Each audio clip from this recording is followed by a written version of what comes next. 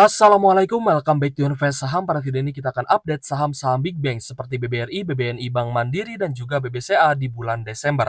Apakah window dressing benar-benar akan terjadi di bulan Desember dan menjadi awal bangkitnya saham-saham Big Banks? Sebelumnya disclaimer ini bukan ajakan jual beli saham, so langsung saja kita ke pembahasan. Jadi untuk IHSG di hari Jumat lalu guys ya masih mengalami koreksi 1,19% di 7.114 dan kita lihat juga masih ada net sell yang cukup besar terutama dari investor asing ya. Net sell di market reguler 1,6 triliun dan net sell di all market itu 1,8 triliunan. So kita melihat belum adanya tanda-tanda penguatan baik untuk IHSG dan juga saham Big Banks, begitupun juga masih ada outflow besar-besaran guys ya dari market saham di Indonesia. Nah, jadi sudah banyak ya investor yang mengabarkan ataupun menjelaskan ya bagaimana potensi window dressing di bulan Desember. Karena probabilitas kenaikan di bulan Desember memang cukup tinggi nih, 86%. Sedangkan probabilitas kenaikan di bulan November itu sangat rendah ya, hanya 38% saja. Jadi memang wajar di bulan November IHSG-nya turun cukup dalam. Tapi apakah window dressing benar-benar akan terjadi di bulan Desember? Karena kalau misal kita lihat guys ya di beberapa tahun sebelumnya yaitu di tahun 2022 window dressing itu bahkan tidak terjadi sama sekali guys ya.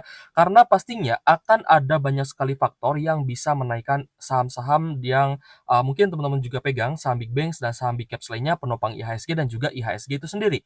Tapi di sini saya tidak ingin guys ya membuat teman-teman terlalu berharap dengan window dressing di bulan Desember. Kita investasi ya, kita investasi saja. Nanti ketika ada pembagian dividen ya di musim dividen pun tetap ya harga saham berpotensi akan naik seperti itu. So, kita akan mencoba untuk menjadi contrarian thinking ya guys ya, dimana ketika banyak investor yang berharap akan terjadi window dressing di bulan Desember atau di awal sampai pertengahan Desember ini, kita masih akan santai gitu guys ya, karena kita melihat masih ada outflow yang besar terutama untuk IHSG dan juga saham-saham Big Banks ya tentunya.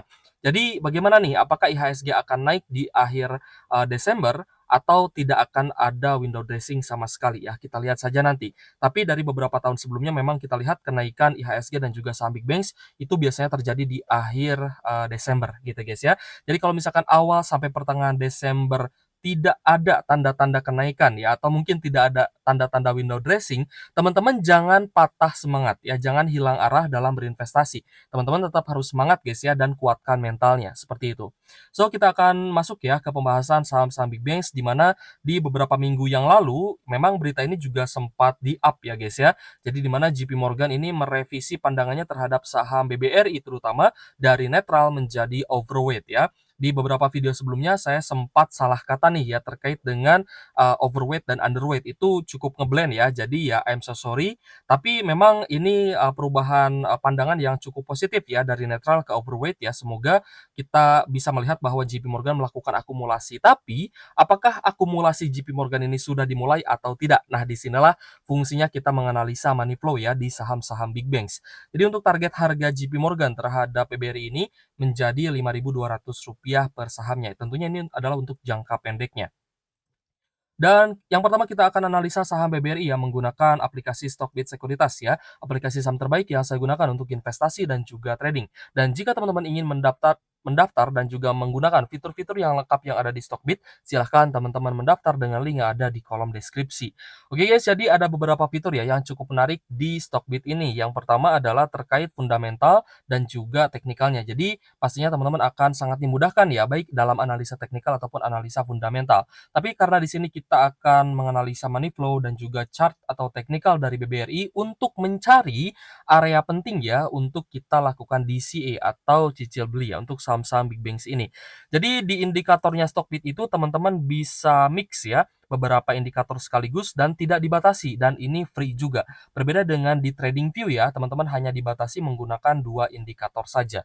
Sedangkan di menu broker summary ya ataupun bandar detektornya, teman-teman juga akan langsung disuguhkan dengan average atau rata-rata antara akumulasi dan juga distribusi. Kalau misalkan ada big distribution berarti distribusinya masih cukup besar. Nah, sebaliknya jika ada small accumulation atau mungkin nanti terlihat ya ada normal accumulation dan big accumulation, maka itu adalah pertanda bahwa secara majority ya guys ya, saham-saham yang kita analisa secara teknikal di Stock Sekuritas mulai mengalami akumulasi kembali. So, apa yang menarik dari BBRI? Karena kemarin kan sempat ada open gap down juga ya untuk harga sahamnya BBRI dan kembali closing di Rp4.250 per saham. Nah, tapi kalau misalkan kita perhatikan guys ya, di mana ketika BBRI tanggal 22 November itu naik 3,5%, maka kita dapat, melihat dan kita dapat beranggapan bahwa ketika ada akumulasi yang besar terjadi di BBRI, maka tidak menutup kemungkinan BBRI pun bisa naik 3 bahkan mungkin sampai 5%-an, seperti itu ya. Jadi meskipun kita lihat memang ini turunnya pun cukup dalam guys ya, untuk BBRI ini kembali ke level support di 4.250, ya maka inilah yang saya selalu gaungkan ya ke teman-teman, belilah saham bagus itu di harga bawah, bukan beli saham bagus di harga pucuk. Karena ketika naik ya, teman-teman pasti akan melakukan averaging up. Dan ketika teman-teman sabar dalam melakukan DCA di harga bawah, pastinya teman-teman harusnya masih mempunyai cash ya untuk beli BBRI di harga 4.200-an, seperti itu. Jadi apakah 4.250 ini menjadi harga rata-rata untuk kembali beli? Ya, saya rasa ini adalah harga yang cukup menarik ya untuk BBRI dan tidak semua investor itu bisa beli di harga sekarang. Alasannya simple, mereka sudah kehabisan uang, mereka sudah kehabisan cash untuk membeli lagi BBRI di harga bawah. Bahkan banyak sekali ya yang curhat ataupun, ini ya mengungkapkan bahwa mereka itu terlalu nafsu gitu guys ya, melihat BBRI-nya naik, ya mereka hajar semua gitu ya. Mereka beranggapan bahwa, "Oh inilah saatnya BBRI naik." Padahal ketika kita lihat money flow, oh ternyata ini masih ada net sell nih, belum nih gitu kan. Ini masih ada net sell dan ada potensi turun lagi dan ternyata benar ya. Meskipun sempat naik ke 4.520-an, tapi BBRI turun kembali ke 4.250. Jadi ini adalah waktunya teman-teman mulai DCA kembali. Ya, disclaimer on, video ini bukan ajakan jual beli saham karena semua keputusan investasi jadi tanggung jawab masing-masing. Oke guys, jadi untuk net sell asing di BBRI ini 823 miliar. Tapi, ada tapinya guys. Tapi kita melihat ternyata pandangan JP Morgan terhadap BBRI ini juga menghasilkan akumulasi, terutama dari JP Morgan itu sendiri guys ya. Dimana kita melihat ya meskipun asingnya masih net sell 823 miliar seperti ZPK, ZRX, TPB, BYU dan juga IP, namun ya ada beberapa investor asing lainnya yang terpantau akumulasi. Nah, ini juga selaras ya dengan perubahan peringkat ya dari, netral ke overweight oleh JP Morgan tersebut. Di mana kita melihat AK-BK-nya mulai akumulasi. AK itu UBS ya guys ya, sedangkan BK adalah JP Morgan. Ya AK-nya masuk 191,6 miliar, sedangkan BK 162,5 miliaran. Jadi ya kalau misal kita lihat memang mayoritas asingnya akumulasi, namun secara bobot ya, memang masih ada net sell ya atau distribusi yang lebih besar dibandingkan dengan akumulasinya. Tapi overall kita melihat memang pandangan JP Morgan terhadap BBRI ini selaras dengan apa yang mereka lakukan ya. Mereka sudah mulai akumulasi kembali untuk saham BBRI ya di harga bawah terutama dengan lot yang juga cukup besar ya. Meskipun kembali lagi dari ZP masih ada distribusi. Tapi apakah BBRI ini masih bisa turun dalam? Saya rasa masih bisa gitu guys ya. Alasannya simple. Di akhir video nanti kita akan bahas ya. Alasannya simpel karena USD-nya masih kuat. Ya sehingga investor asing mereka kalau misalkan pun masih di IHSG dan tidak mencatatkan outflow, maka mereka juga akan rugi kurs ya.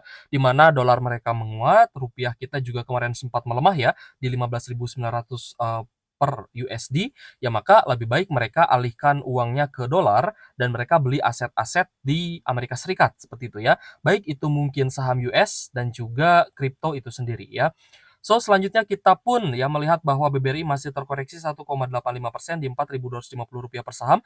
Tidak menutup kemungkinan BBRI bisa turun lebih dalam lagi karena ada next support itu di 4.100. Ini bukan tebar fir, ini bukan menakut-nakuti karena kita punya strategi. Jadi DCA masih kita jalankan guys ya. Di harga yang lebih rendah pun ya kita akan terus tetap DCA di saham BBRI setiap di area yang penting, di setiap area support yang kuatnya. Seperti itu guys. So selanjutnya kita juga akan analisa saham BBNI ya, di mana BBNI kita lihat tidak mengalami penurunan kembali seperti BBRI ya, di mana ketika naik saham BBRI turun kembali ke level support sebelumnya, namun BBNI ini ternyata malah sideways. Dan di hari Jumat lalu masih ada koreksi 0,9% ya di Rp4.980 per saham. Kita lihat juga masih ada net sell asing 21 miliar. Tapi kalau misal kita perhatikan ya secara rata-rata atau average ternyata ada small accumulation. Ternyata ini dari top 3 ya yang mencatatkan normal accumulation dan teman-teman hanya bisa melihat average rata-rata akumulasi distribusi ini melalui Stockbit Sekuritas. Oke guys, kita melihat lagi ya, ternyata BK lagi-lagi akumulasi di BBNI meskipun asingnya lagi net sell atau lagi jualan banyak nih. Ya terutama dari AG, AK, BB, TP, KZ, YP dan juga AI itu net sell semua.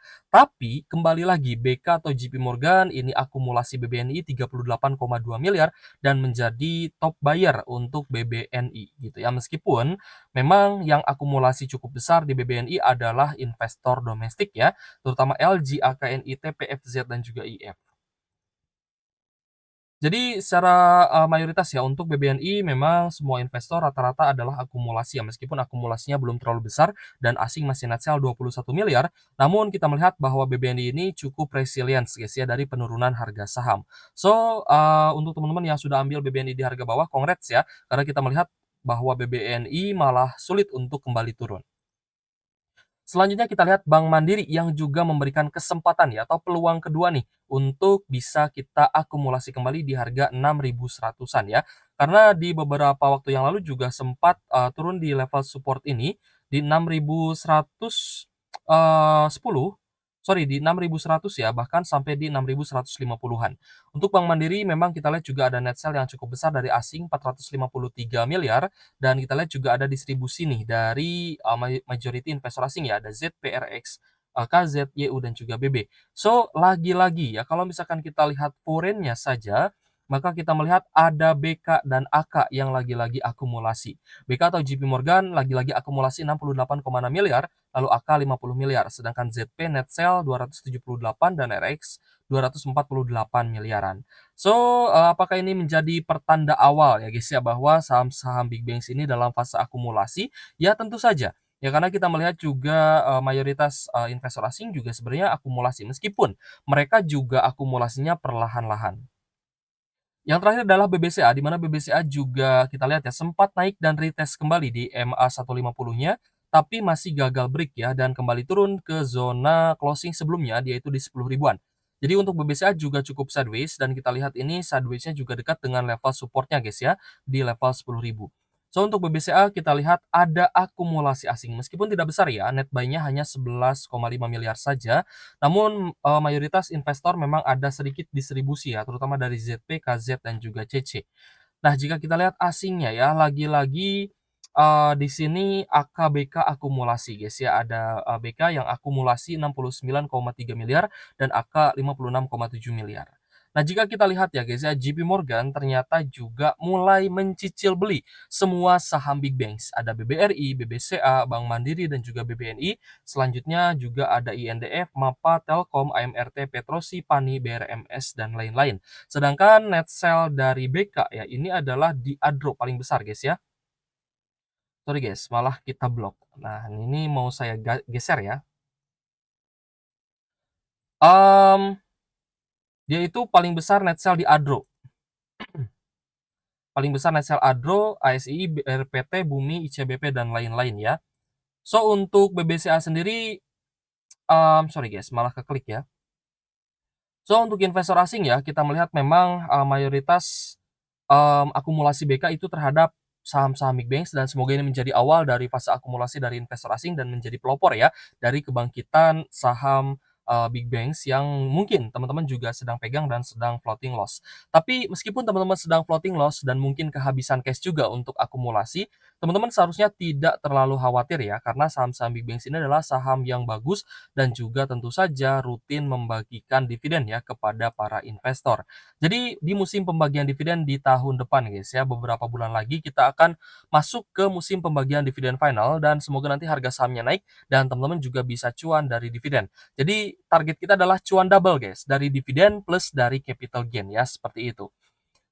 Oke guys, jadi investor asing ini bukan hanya hengkang dari Indonesia saja, tapi juga dari market Asia. Alasannya simpel ya, seperti yang tadi saya katakan di mana di XY itu sempat menguat guys ya. Tapi di beberapa hari terakhir kita melihat DXY atau indeks dolar ini kembali melemah. Sehingga ya kita melihat meskipun ada pelemahan tapi rupiah kita juga belum kunjung menguat secara signifikan. Ini artinya kita melihat bahwa beberapa aset ya di Amerika Serikat yang dibeli dengan menggunakan dolar itu rata-rata mengalami kenaikan ya. Seperti saham Apple juga naik, Nvidia naik ya guys ya.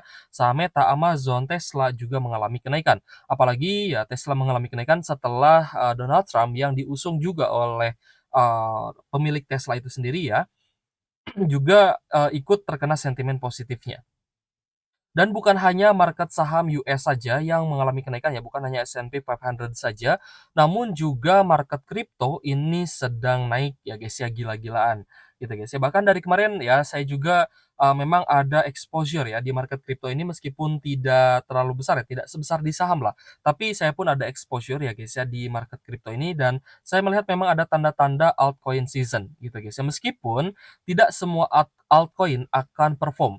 Ya mungkin juga meme coin tidak akan naik terlalu tinggi ya, tapi akan ada beberapa, altcoin yang dia akan bisa mencatatkan kenaikan yang sangat tinggi guys ya, terutama di bull run 2025 nanti dan mungkin Bitcoin juga akan naik ke target saya guys ya di tahun 2025. Target, saya untuk Bitcoin adalah, $150.000 seperti itu.